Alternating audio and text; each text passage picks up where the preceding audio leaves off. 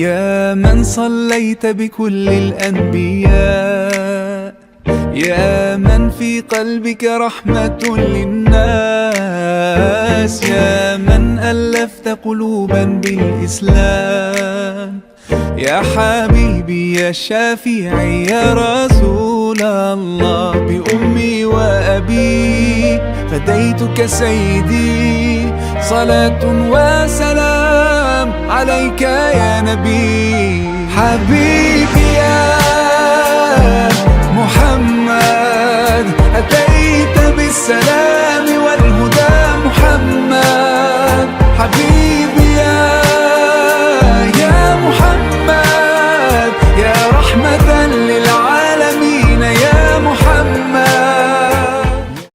Salah seorang sahabat Nabi, yaitu namanya Abdullah bin Abbas, itu kemudian prediksi bahwa Lailatul Qadar itu jatuh tanggal 27. Ini pendapat sahabat. Nah, para ulama itu ada sekitar 50 pendapat untuk memastikan kapan Lailatul Qadar. Namun yang paling kuat itu ada 6 pendapat. Yang pertama malam 21, sudah kelewat ya, malam 21. Dalilnya apa? Dalilnya adalah dalam sebuah riwayat yang sahih, Rasulullah Muhammad SAW itu pernah pada malam Ramadan itu sholat di antara tanah dan air. Artinya apa? Beliau sholat tarawih itu setelah turun hujan, dan itu terjadi tanggal 21 Ramadan. Biasanya hujan turun itu bersamaan dengan turunnya para malaikat, sehingga para sahabat kemudian memastikan 21 Ramadan itu adalah Lailatul Qadar. Ini pendapat pertama. Pendapat kedua itu malam 23, ini melewat ya. Dalilnya sama, peristiwanya sama, cuma ada sahabat yang menebak peristiwa tersebut terjadi bukan malam 21 tapi malam 23. Padahal sahabat dua ini sama-sama mengikuti peristiwa tersebut. Pendapat ketiga terjadi pada malam 24, ini juga sudah lewat ya, tanggal 24 Ramadan. Dalilnya apa?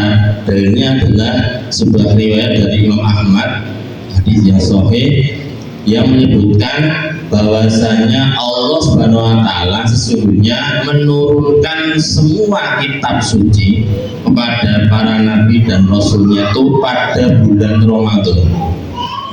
Rinciannya, 1 Ramadan itu Allah menurunkan yang namanya Suhuf Ibrahim. Kalau panjenengan hafal ala Suhufi Ibrahim wa Musa.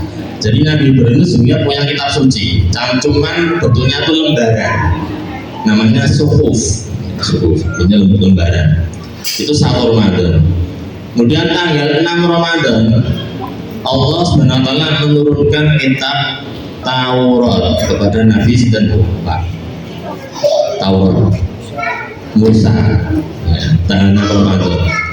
Tanggal 12 Ramadan Allah menurunkan kitab Zabur kepada Nabi Daud alaihissalam.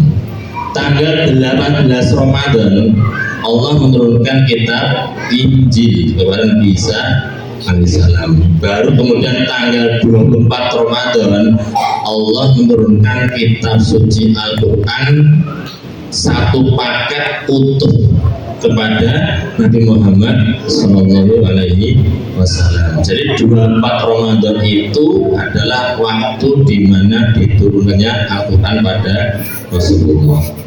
Sehingga 24 Ramadan kalau kita melihat surat Al-Qadar, di mana disebutkan ayat pertama itu, sesungguhnya aku Allah menurunkan Al-Quran pada malam kemuliaan. Kapan tuh? 24 Ramadan. Jadi kelipatan 6, 1, 6, 12, 18, 24. Itu pendapat ketiga. Pendapat keempat terjadi pada malam ke-27 tadi malam. Ya, tadi malam. Dan ini riwayat dari Muawiyah bin Abi Sufyan yang beliau itu sahabat Nabi bersumpah, aku bersumpah bahwa malam 27 tadi malam itu suasananya itu hening, tenang, sejuk, tidak panas, tidak dingin. Berarti itu adalah Lailatul Qadar. Kenapa? Karena beliau Muawiyah itu mendasarkannya pada riwayat Rasulullah. Rasulullah pernah bersabda, malam Lailatul Qadar itu terjadi ciri-cirinya satu, malam itu tenang. Yang kedua, tidak panas, tidak juga dingin. Maksudnya hawanya itu bukan sumuk, bukan kademen. Yang ketiga, pagi harinya ketika matahari terbit, sinarnya tidak menyilaukan mata, tidak menyilaukan mata. Kalau itu terjadi, berarti itu Lailatul Qadar. Nah, kebetulan kemarin Bapak Ibu 25 Ramadan itu hujan deras, 27 tadi malam itu juga hujan. Kemungkinan berarti kalau nggak 25, 27 itu berarti saya. Ya, kenapa? Karena saya menganggap ketika hujan turun itu bersama dengan turunnya para malaikat. Karena dia yang ayat 4 sebutkan tanazzalul malaikatu waruhu fiha. Jadi pada malam itu turun para malaikat beserta ruh. Siapa itu ruh? Jibril. Jadi kalau seandainya kita Bapak sekalian diberi kemampuan Allah untuk bisa melihat hal gaib, contoh sakit mirsani malaikat. Kalau kita malam tadi mirsani langit, itu pasti akan melihat malaikat itu berjubel banyak. Ya. Karena hampir seluruh malaikat yang ada di langit itu diperintahkan Allah turun semua ke langit dunia, dipimpin Jibril untuk apa? Satu, mencatat setiap ketaatan hambanya. Ya. Mau itu tarawih, mau itu ngaji tadarus, mau itu sedekah infak, mau itu istighfar, mau itu zikir, atau bagi ibu mau itu masak. Karena saya itu kadang ketika ngisi tentang surat Al-Qadar itu ada yang tanya, Bu, Pak, nek bapak iso ngamal tadarus, iso tarawih, iso apa jamaah, dan sini ibu sing lagi haid pengen itu Lailatul Qadar, caranya piye? Caranya gampang, Bu, jenengan ikhlas masakne Bu sahur sambil zikir istighfar astagfirullah, itu ikhlas nanti bapak. Ya, itu sudah dianggap sebagai ketaatan kepada Allah. Jadi tidak harus qiyamul lail bertarawih aku tangi mulai jam 11 qiyamul lail 10 rakaat boten sah. Bagi ibu cukup dengan memasak dengan ikhlas untuk sahur disambi istighfar, zikir, cukup. Karena memang wanita itu tidak seperti laki-laki. Laki-laki punya banyak kelebihan. Ya, kalau wanita kelebihannya satu, ketika dia berhalangan. Maka ketika berhalangan pun tetap punya kesempatan untuk meraih keutamaan Lailatul Qadar. Karena ketika kita mampu beribadah sekecil apapun di malam tersebut, itu pahalanya seperti kita ibadah selama 1000 bulan. 1000 bulan kalau dihitung pakai tahun itu 83 tahun lebih 4 bulan. Padahal usia kita mayoritas paling suwe itu 70. Nek punjul berarti bonus.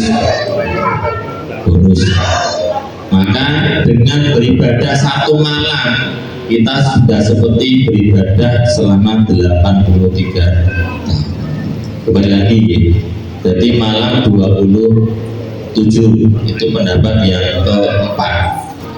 Pendapat yang kelima itu ini pendapat yang menurut saya termasuk pendapat yang aman. Kenapa aman? Karena mencakup semua pendapat, yaitu pendapat yang mengatakan bahwa Lailatul Qadar itu sifatnya tantakil. Apa itu tantakil? Berpindah-pindah setiap ganti tahun. Ya, misalkan tahun kemarin mungkin tanggal 21, tahun ini tanggal 27, tahun besok tanggal 2, nah, seperti itu. Jadi berpindah-pindah setiap beda tahun. Ini pendapat keenam dan ini pendapat yang paling banyak disepakati oleh para ulama. Ya, jadi tidak terpatok pada kudu ganjil. Meskipun dalam hadis disebutkan iltamisuha bilailin al-witr. Jadi carilah satu Qadar pada malam ganjil. Ya. Tapi di hadisnya juga disebutkan carilah satu Qadar pada sisa hari 10 terakhir Ramadan, yaitu sisa 9 hari, sisa 7 hari, sisa 5 hari, sisa 3 hari. Nek Ramadan ini 29 mesti tiba kan? Misalkan Ramadan 29 hari, sisa 9 hari, berarti tanggal 21. Sisa 7 hari tanggal 23, sisa 5 hari tanggal 25, sisa 3 hari tanggal 27. Itu kalau Ramadannya jumlah harinya 29. Tapi kalau Ramadannya jumlahnya 30 tahun ini, sisa 9 hari tanggal berapa? 22. Genep berarti. Sisa 7 hari tanggal 24. Ya. Genep berarti. Nah, makanya pendapat kelima menurut saya lebih tepat karena berpindah-pindah, tidak mesti ganjil. Lalu pendapat yang keenam, ini pendapat yang mengatakan bahwa Lailatul Qadar terjadi pada malam benar. Nah, malam benar itu. Jadi itu adalah pendapat-pendapat dari para ulama dan para sahabat Nabi dengan berdasarkan pada hadis Rasulullah berkaitan dengan kapan terjadinya Lailatul Qadar. Intinya pada saat itu ciri-ciri malamnya itu seperti tadi, sejuk, boten panas, boten dingin, kemudian sinar matahari pada pagi hari tidak menyilaukan mata. Nah, terkhusus ciri yang ketiga ini Bapak sekalian, ada seorang ilmuwan NASA. Ilmuwan NASA ini namanya ilmuwan ya, mesti penasaran opo kok wong Islam kuwi nek pas Ramadan 10 hari terakhir kuwi kok pengaling ibadah, padahal ini ilmuwan NASA itu agamanya non muslim. Akhirnya dia setiap malam 10 hari terakhir itu ngecek langit pakai alat karena dia ilmuwan astronomi. Kemudian pagi hari dicek, apa yang terjadi? Ternyata Bapak sekalian, ketika malam cahaya bulan dan ketika pagi hari sinar matahari yang memancar itu tidak mengeluarkan radiasi sama sekali. Ya, padahal di luar Ramadan pasti ada radiasi. Dan ini ajaib. Kenapa? Hanya pada 10 hari terakhir Ramadan lah sinar matahari pagi itu dan cahaya bulan itu tidak ada radiasi sama sekali, nol. Jadi seakan-akan bumi itu dilindungi oleh sesuatu, ya, sesuatu. Karena sinar matahari itu punya radiasi. Ya kalau misalnya itu kita sering terpapar itu bisa menyebabkan namanya kanker kulit. Dan pagi itu tidak ada radiasi sama sekali sampai menjelang 2. Ini yang kemudian membuat takjub Ilman tadi, ini kenapa? Dan ternyata setelah dia bertanya kepada salah seorang ustadz di Amerika sana, itu karena ayat yang keempat dari Al-Qadr, tanazzalul malaikatu warruhu fiha. Karena waktu itu langit bumi itu penuh sesak oleh para malaikat, sehingga sinar matahari cahaya bulan itu tidak bisa memasuki bumi. Dan itu menurut saya logis. Kenapa? Karena satu malaikat saja sayapnya itu luar biasa besar. Jibril saja Bu, kalau dalam riwayat yang sahih, Jibril itu punya 600 sayap. Satu sayap membentang itu menutupi timur sampai ke barat. Itu baru Jibril. Nah ini padahal yang turun itu seluruh malaikat, ya, seluruh malaikat, untuk mencatat amal ketaatan, untuk menetapkan takdir manusia selama setahun ke depan, jodohnya, rezekinya, kehidupannya, kematiannya. Jadi bagi yang masih jodoh, pas sebuah hari itu pengen itu jodoh yang soleh-soleha, maka doa. Ya. Ketika ada kota itu doa, karena terkadang doa itu bisa mengubah takdir. Ujungnya itu mesti pulang, karena itu pas orang apa itu sebenarnya terus doa, akhirnya bisa berubah. Makanya salah satu amalan mengisi sebuah itu apa? Seharusnya apa? Dengan banyak berdoa, terutama ketika sahur. Nah ini yang sering saya sampaikan di banyak majelis itu, kita itu kadang kurang peka dengan namanya waktu sahur. Ya, bagi ibu mesti kan sibuk masak, bagi bapak-bapak wajibkan itu awal-awal itu kan. Padahal waktu satu waktu yang sangat mustajab itu apa? Berdoa. Dalam surat Al-Zariyat disebutkan wabil asharihu yastaghfirun. Salah satu ciri orang bertakwa itu apa? Ketika waktu sahur dia mohon ampun. Jadi waktu satu waktu yang sangat mustajab untuk kita berdoa dan beristighfar. Maka ada doa yang sangat dianjurkan Rasulullah untuk dibaca di sebuah terakhir, apa itu? Allahumma innaka afuwun tuhibbul afwa fa'fu anni.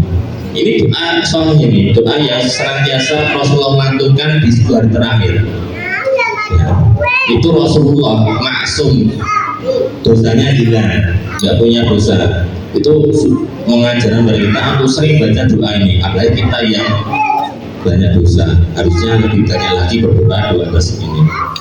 Nah, selain berdoa juga kita dianjurkan untuk beristighfar di waktu sahur. Jadi panjenengan ketika nyindok dahar itu iringi dengan istighfar. Ya, jadi bukan cuma nyendok tapi juga istighfar. Nanti habis selesai dahar sahur istighfar lagi, doa lagi, seperti itu. Jadi sambil kita menyantap di dalam sahur kita juga zikrullah. Nah, karena kita ngetik-tak gak pernah tahu mana zikir-zikir kita itu yang terima. Ya, makanya kita perbanyak zikir pada Allah Subhanahu wa Ta'ala. Maka di sini kita tinggal 3 hari lagi. Kalau mau cari malam ganjil tinggal malam 29. Maka monggo ya, bagi yang bapak yang punya target khatam Quran, ini waktunya panjenengan ngebut. Ibaratnya lari itu lari sprint. Nabi juz 20 berarti kurang 10 juz, minimal sewengi 3 juz. Nah itu. Nah pun khatam ya alhamdulillah bisa mulai lagi. Jadi betul-betul kita jadikan Ramadan ini kita anggap sebagai mungkin Ramadan yang terakhir, sehingga kita mau nggak mau akan beribadah dengan sepenuh hati, beribadah dengan sungguh-sungguh, karena pahalanya besar, yaitu 1 kali berketaatan itu sama dengan kita beribadah selama 1000 bulan.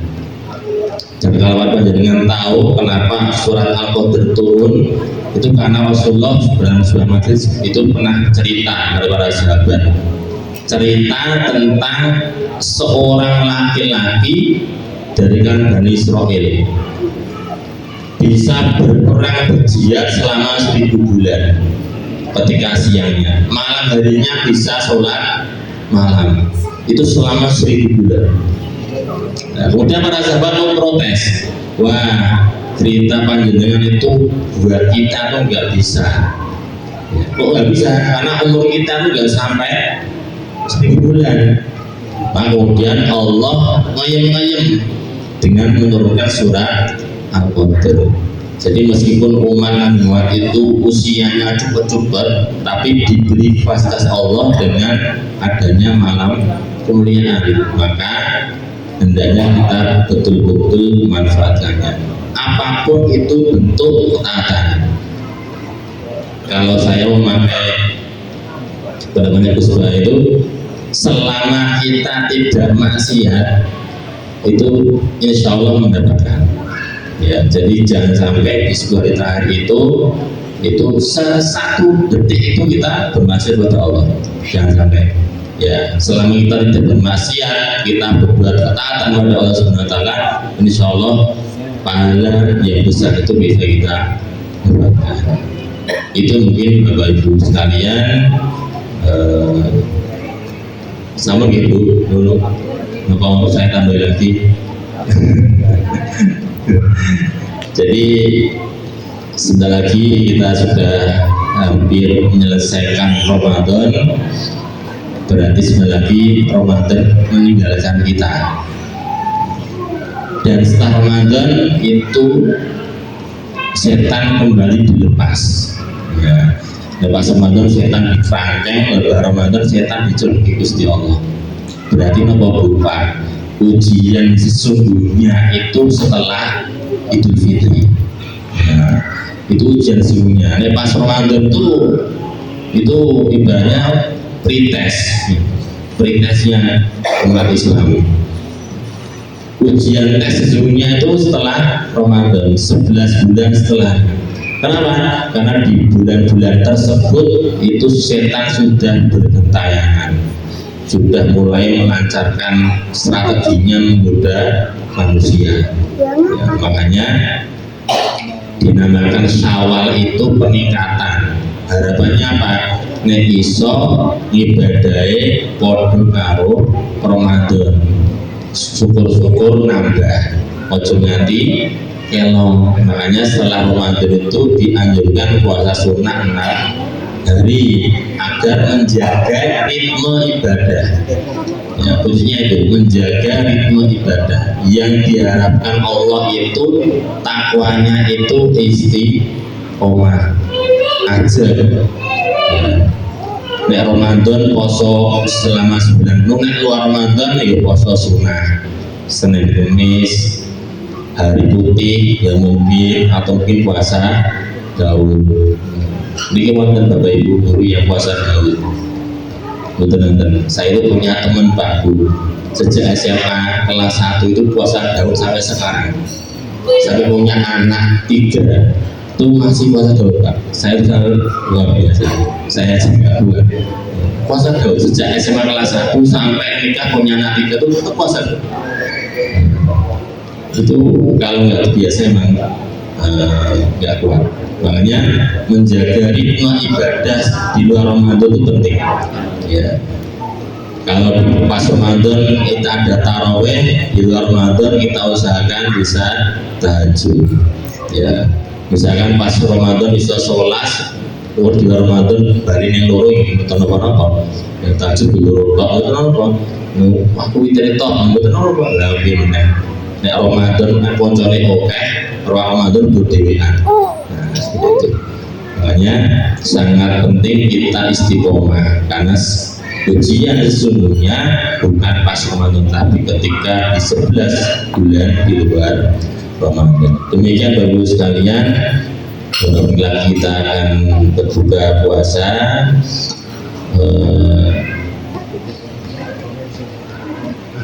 apa apa yang saya bisa sampaikan cukup sekian. Bila ada kesalahan kata mohon dimaafkan. Bila ada kebenarannya itu semata-mata karunia dari Allah Subhanahu wa taala. Mari kita akhiri dengan membaca hamdalah bersama-sama. Alhamdulillahirabbil alamin. Akhirul kalam.